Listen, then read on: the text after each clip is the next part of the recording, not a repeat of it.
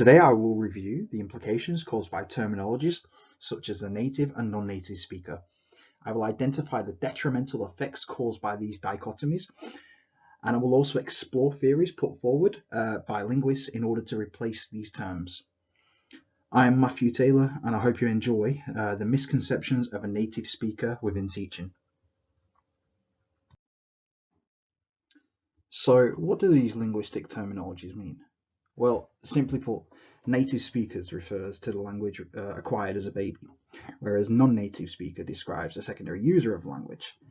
These are better described as L1 users referring to their first language acquired, and L2 users describing the secondary language that was learned.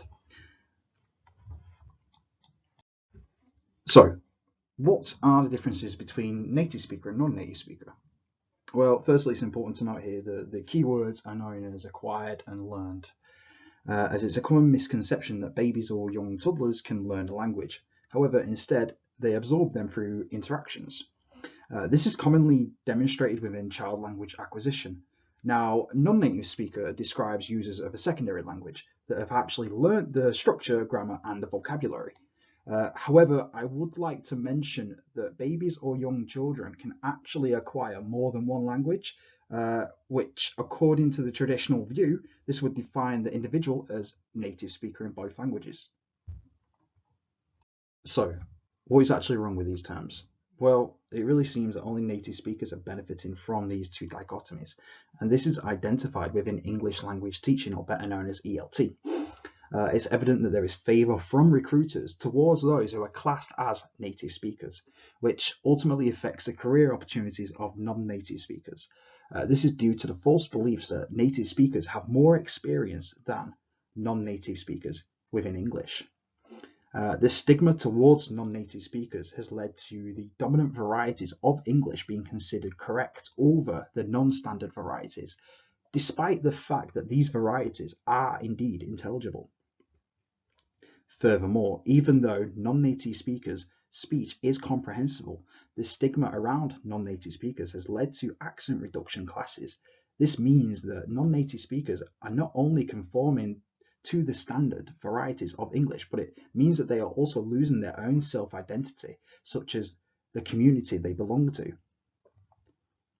And as famous linguist David Cook once said during an interview, intelligibility is for the head and identity is for the heart. So, how do we prevent this?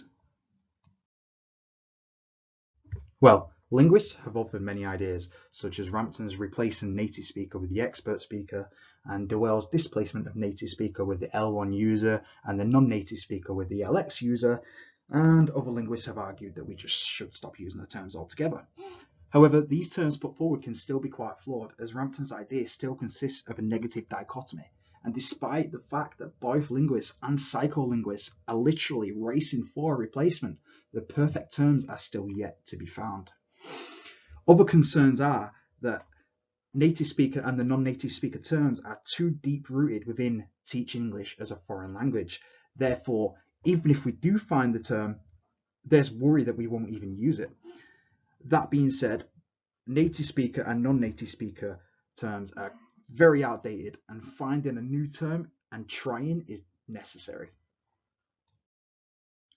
That being said, things are slowly but surely changing. And this is thanks to globalization of the English language, which transpired between the 18th to 19th century thanks to colonizations, conquests, and even trade. That being said, the internet is playing a huge part within NNS to NNS communication and is changing the way we as a society perceive NNS English language teaching capabilities.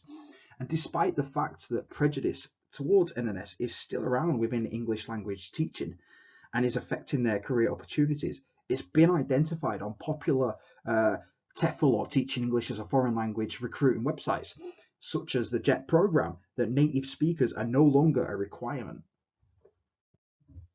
I just want to take this time to thank you for watching, and as a linguist I hope you enjoyed this presentation, and I hope that it made you aware of the prejudice that's going on today in ELT regarding the terms native speaker and non-native speaker.